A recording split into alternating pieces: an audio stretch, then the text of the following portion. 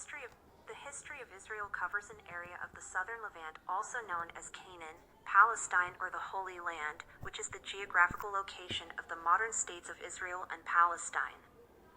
From a prehistory as part of the critical Levantine corridor, which witnessed waves of early humans out of Africa, to the emergence of Natufian culture c. 10th millennium BCE. The region entered the Bronze Age c. 2000 BCE with the development of Canaanite civilization, before being vassalized by Egypt in the late Bronze Age. In the Iron Age,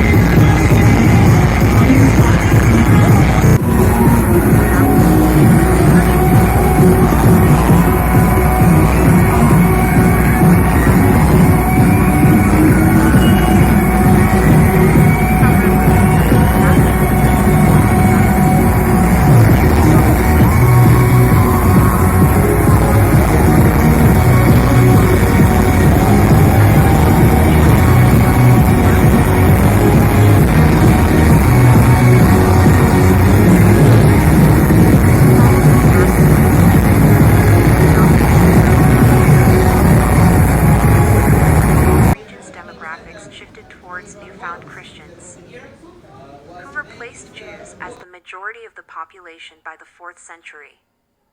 However, shortly after Islam was consolidated across the Arabian Peninsula under Muhammad, Byzantine Christian rule over the land of Israel was superseded by the Arab conquest of the Levant in the 7th century. From the 11th century to the 13th century, the land of Israel became the center for intermittent religious wars between Christian and Muslim armies as part of the Crusades. In the 13th century, the land of Israel became subject to the Mongol invasions and conquests, though these were locally routed by the Mamluk Sultanate, under whose rule it remained until the 16th century. The Mamluks were eventually defeated by the Ottoman Empire, and the region became an Ottoman province until the 20th century. 7th October 2023 was a significant day for the people of Israel who belongs to the Judaism religion. On this day, the Jewish people come together and read their holy text. It was on that day an organization named Hamas launched 5,000 rockets on Israel.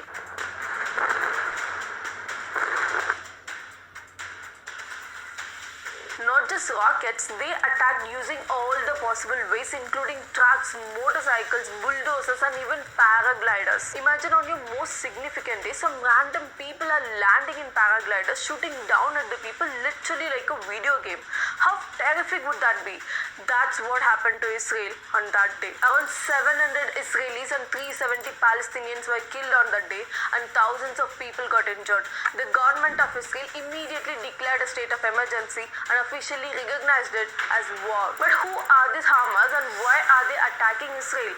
To understand that, we need to know the history of that land, and today I'm going to explain this in the simplest way possible. Jerusalem, which is located in the Middle East, is one of the oldest cities in the world, which is considered to be a holy pilgrimage by 3 major religions: Islam, Christianity, and Judaism. Jerusalem is the place where Jesus Christ spent his adulthood and was crucified at the end of his life. The Bible mentions Jerusalem for 800 times and says that the Lord has chosen Jerusalem and will dwell there forever. According to Quran, Jerusalem was the place where the Prophet Muhammad visited before he went to heaven. In Judaism, it's believed that their first temple was established in Jerusalem. Now let's keep this aside and look at where the conflict originally started.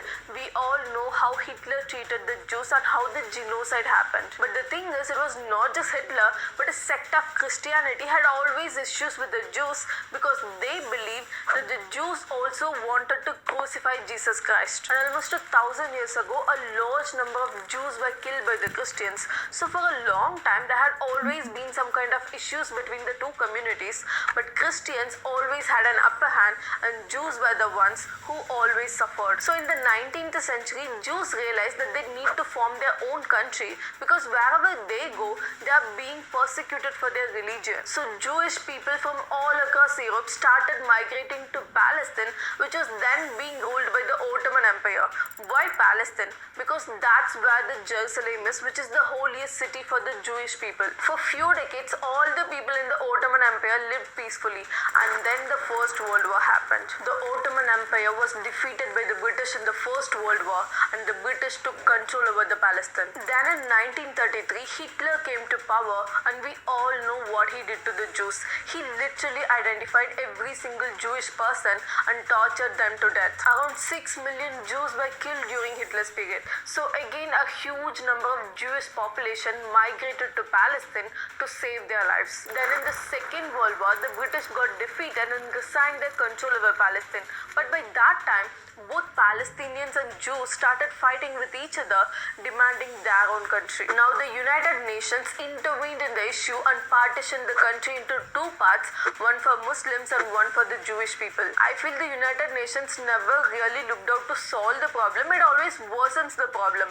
They could have easily parted the country into two, but this is how they did the partition. The orange color is for Arab Muslims and the blue color is for the Jewish people. I think they intentionally did it this way because the UN wanted them to fight with each other all the time. But who's gonna take Jerusalem?